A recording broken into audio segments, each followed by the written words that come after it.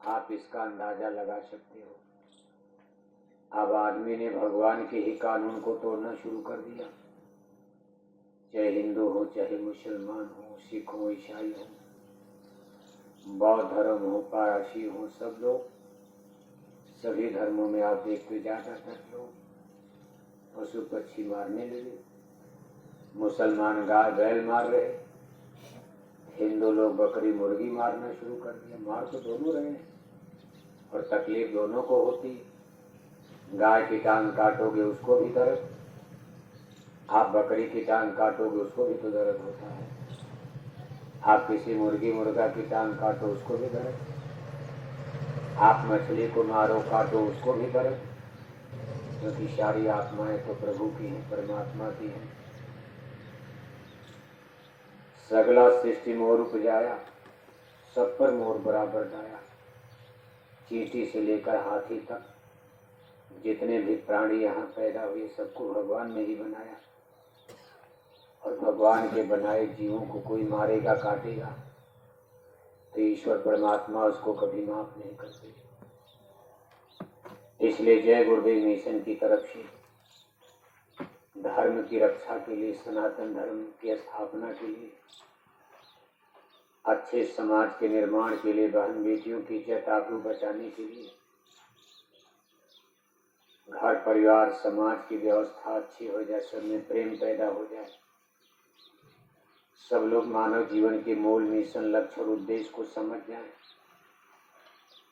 इसके लिए देखो लाखों लोगों ने टाट पट्टी बोरा पहनकर, गोन पाट यानी कान तान पहनकर, लाखों लाख भाई बहनें शाकाहारी जाति पहनकर अपने संस्था प्रमुख, संस्था अध्यक्ष, अपने पूज्य हुजूर महाराज जी के आदेश निर्देश में अब तो एक एक गांव गोंद लेकर अपना डीजल पेट्रोल खर्च करके, भाड़ा किराया लगाकर, पर्चा बनाकर, पोस्टर बनाकर, पत्रिका बनाकर गांव गांव घर घर जाकर लोगों को समझाया जा रहा, बताया जा रहा।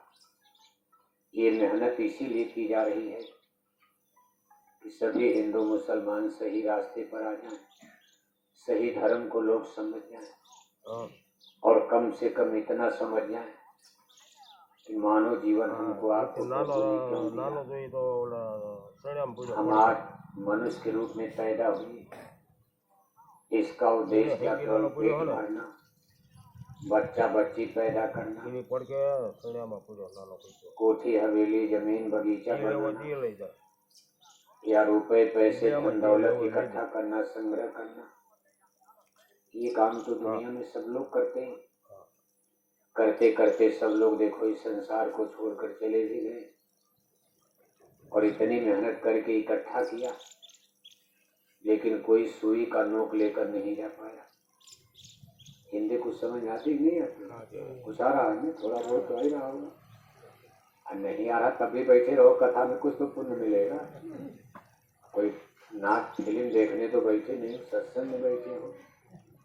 सत्संग का तो ऐसे भी फल मिलता, चाहे कुछ समझो, चाहे प्रसाद मिल जाएगी, 2 दाना प्रसाद खा लोगे तभी पेट की कितनी बीमारी दूर हो जाए, मन ठीक हो जाएगा, बुद्धि ठीक हो जाएगी। सत्संग की तो बहुत बड़ी महिमा गाई गई। और कोई ये उस तरह का सत्संग नहीं है कि कथा सुन लिया, 10 रुपया यहाँ दक्षिणा चढ़ा दिया और घर में जाकर फिर मछली खा रहे हो। ये तो मछली छुड़ाने वाली कथा है, शराब छुड़ाने वाली कथा, बुराई छुड़ाने वाली कथा। सत्संग का मतलब ही है कि बुराई छूटे, सठ सुधरे सत्संगति पाए। दुष्ट से दुष्ट आदमी भी सत्संग से बदल जाते, बशर्ते समझाने वाला मास्टर सही हो। अब मास्टर है गड़बड़ हो तो चेला को, विद्यार्थी को क्या पता चले? अंधा गुरु व बहिरा चेला और होए नरक में ठेलन, जाका गुरु है आंधरा। चेला निपट निरंध है, अंधे अंधी ठेलिया दोनों कुपर। गुरसिखंद बहिर कै लेखा, एक न सुने एक नहीं देखा। हर ऐसे से धन गो शोक न हरई और सो गुरु घोर नरक में। अब पैसा कमाने के लिए गुरु बन गए और जनता का सुधार नहीं हो रहा, जनता बुराई में बह रही है। कथा हो रही है, प्रवचन हो रहा, बड़ी बड़ी यज्ञ हो रही है, लेकिन मछली खाने वाले बढ़ते जा रहे, शराब पीने वाले बढ़ते जा रहे, छोटी छोटी बच्चियों के साथ बलात्कार की घटना हो रही, हिंसा, हत्या, छिनैती, डकैती, व्यभिचार, भ्रष्टाचार, करप्शन, बुराई समाज में बढ़ता जा रहा। इसका मतलब कि आज धर्म का ही उल्टा रूप हो गया। जहाँ सुधार न हो उसको कभी सत्संग कहा ही नहीं जा सकता। सत्संग महिमा है अति भारी, पर कोई जीव मिले अधिकारी। सत्संग की इसीलिए बहुत बड़ी महिमा गाई गई कि बड़े भाग पायो सत्संगा, बिनय ही प्रयास हुई भवभंगा। देखो एक बड़ा सुंदर दृष्टांत आता, सत्संग से लोगों की जिंदगी कैसे बदल जाती।